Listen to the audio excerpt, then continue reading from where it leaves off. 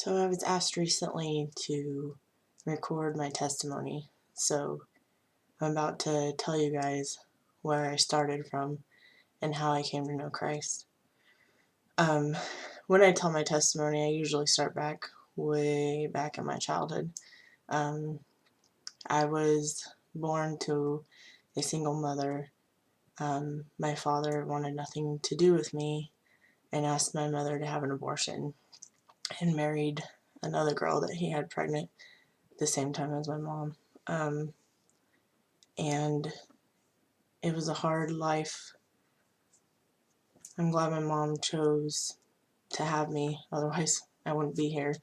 Um, but it was hard not having a father. And back then, I mean, some of you might understand this, but it was kind of strange to not have some sort of father in your life. And so I would get made fun of quite often about it. I did finally have a dad at the age of 6. My mom married my stepfather, my sister's dad, and he was a great guy when he wasn't drinking. Um, and that was rough. I loved him like a father. I called him dad all the time. Um, but there was a lot of yelling and fighting and screaming and abuse of all kinds. And when he wasn't drinking, he was pretty awesome. We played games, we laughed, we had fun. But the drinking ended up breaking him and my mom's marriage up. They went through a divorce, which was hard. Um, now I didn't have a dad again. And that was rough on my sister, too. We eventually lived on our own, but my mom met another man named Tom. And from about the age of 10 to 14, I was molested by this man, and I did not know at the time that he was also molesting my little sister. It was hard for me to find that out later on, but I was able to escape that place. Thank God for my grandma. I was always at my grandma's off and on for a long time. And then when I was 14, I moved into her house permanently. During that time, I tried to commit suicide.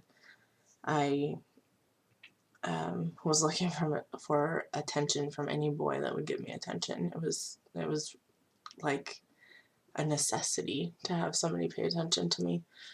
And then at 15, I started playing with drugs, marijuana.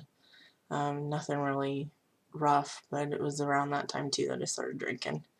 And I had every access to alcohol you could think of. My grandfather was an alcoholic, and so I would sneak stuff from him and not tell him and do crazy stuff with my friends, and you all know who you are. But it was rough, and I drowned every sorrow in a drink. I wasn't what you would technically call an alcoholic, I guess. I was a binge drinker. So when I wanted to numb pain or not feel anything, I would get so blitzed out of my mind I wouldn't remember. It got so bad one time, and this was after high school. I was at a party. I ended up laying in the middle of the street waiting for somebody to run me over.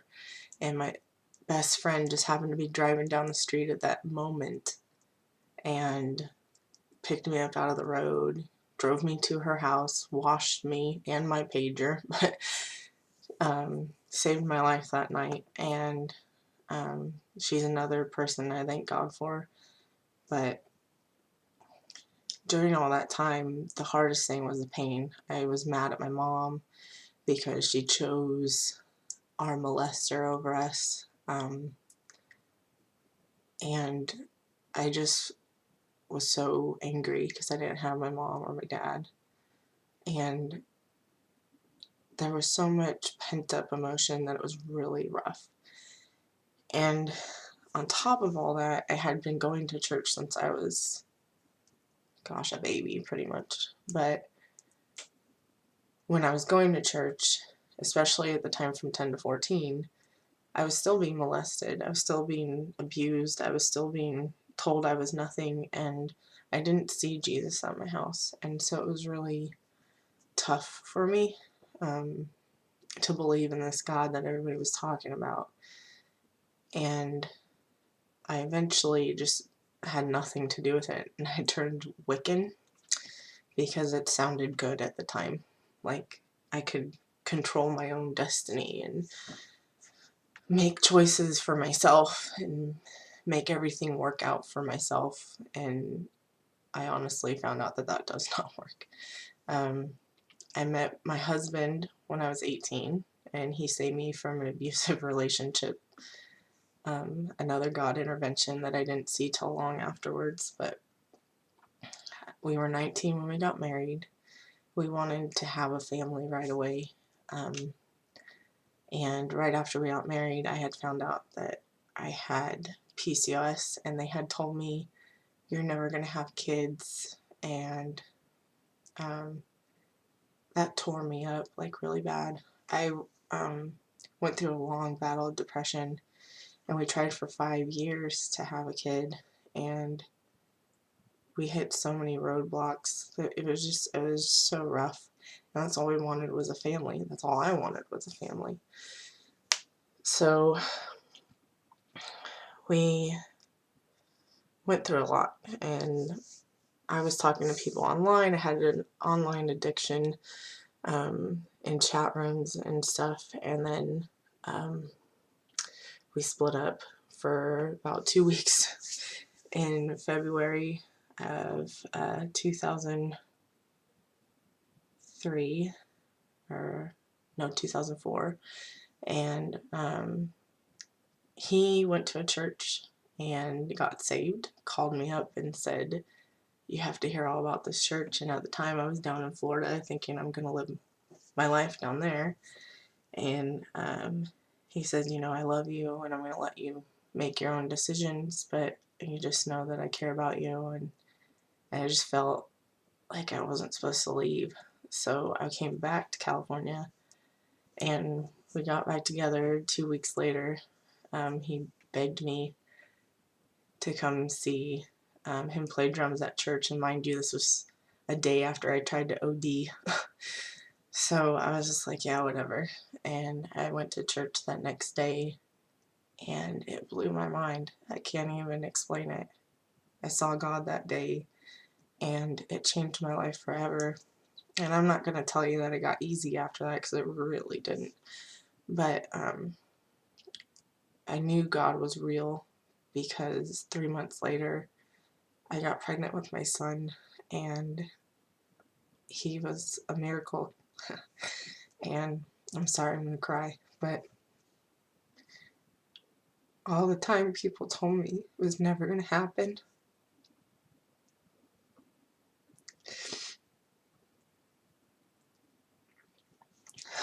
And God reached down and said,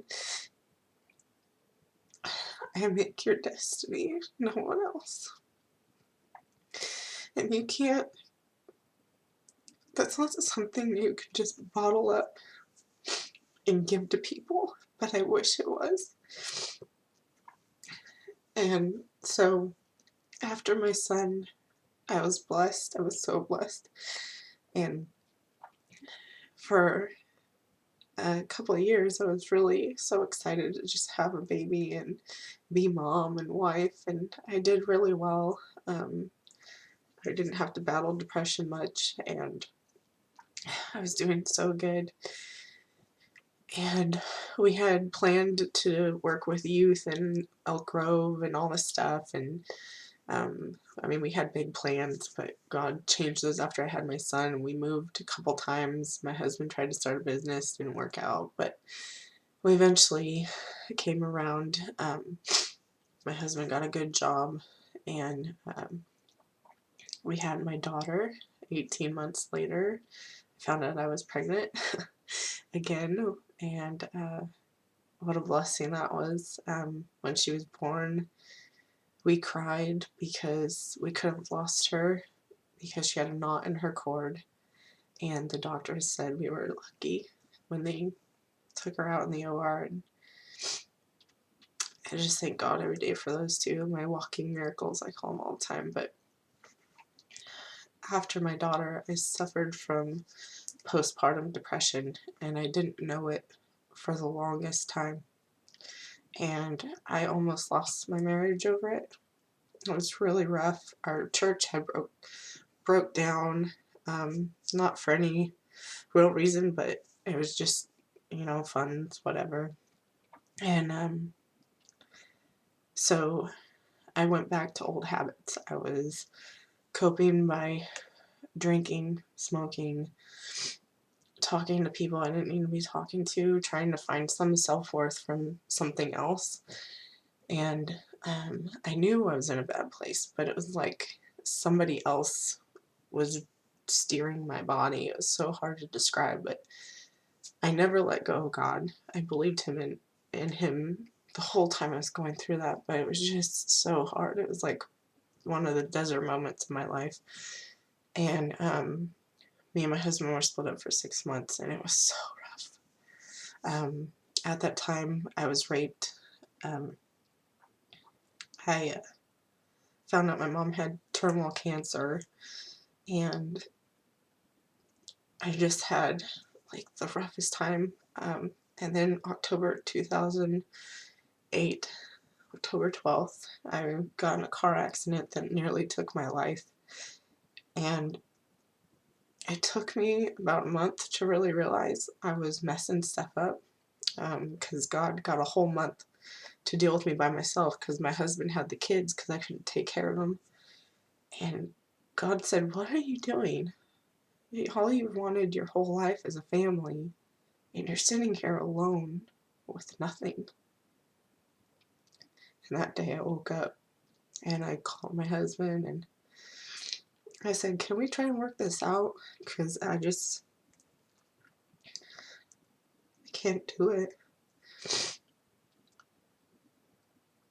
And so my husband said yes, he was going to try. And then he went to this man camp, and he tells everybody, I wasn't really all in at first. I just wanted my kids to be happy, and I was trying to do the right thing. But he went to this man camp, and they told him either you're all in or you're all out. There's no gray area and that kind of thing. And he decided to be all in, and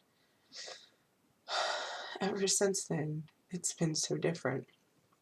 We've had an amazing marriage. I went through counseling with a great life coach who's amazing. I thank God for her. I knew that with the rape and things that had happened during our split, I had to deal with emotions that I needed to get out, and God can heal those spots in my life, because I didn't want to go back to healing mechanisms that weren't right, because I wanted to keep my family. And so through all that, through the counseling, through everything I've been through, God has blessed me amazingly. And I had a hiccup when my mom passed away, but it only lasted like a month, and I thank God that He is graceful. And I haven't gone back since. Then God opened my eyes on April of 2010. We got a call April 1st that a really beloved cousin of ours, who I felt was like a brother to me, committed suicide. And ever since that day, I told God I can't lose.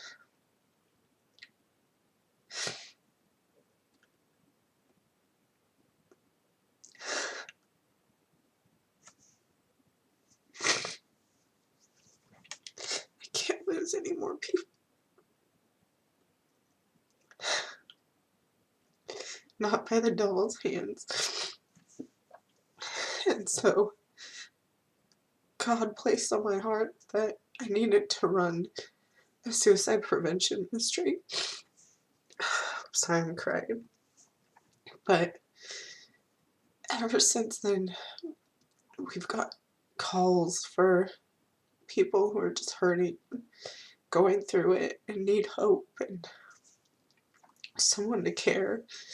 And I've just been so blessed to be able to do that for other people. And so you can see how God can turn somebody's life around completely. And I'm so lucky. And I really wish that more people could see what it's like to know that love, to know there is somebody there that's never going to leave you, never going to take you to the dark places, that he's going to be the light, and that even when there is darkness, that there's joy and he has peace for you. And I wish I can share that with everybody, and that's my hope with For the Broken, is that in the times that are really hard for people, that they be able to see that somebody cares. And I want to be a walking follower of Christ. I want to be able to show people that his love is real. And so I was told I get 2 minutes or 20 minutes, so I just about took 20. But I really appreciate the fact that people are sharing their testimonies and telling their life story, because God uses stories and turns them around, and your testimony speaks volumes to other people. Even if you feel like you're in the dirt and there's nothing left and you have nothing to share, just give it to God and he can turn it around for you, I promise. And I just thank you for listening. And yeah, I'm very blessed, and I hope that you are blessed by this too. Thank you.